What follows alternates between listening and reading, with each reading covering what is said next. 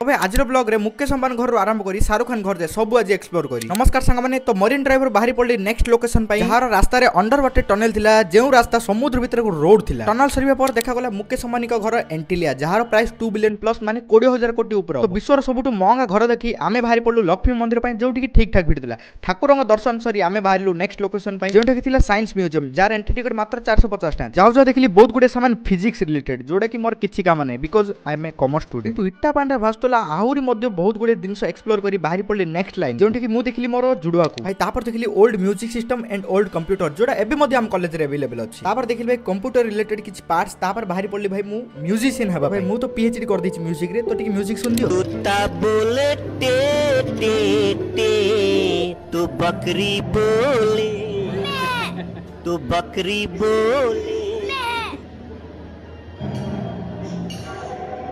तापर हम बाहरी पड़लु नेक्स्ट लोकेशन पाई जोड़ा थिला समुद्र ऊपर ब्रिज भाई सत्य कहछि भाई आर व्यू ना एकदम माने मन को तृप्त कर दोतला।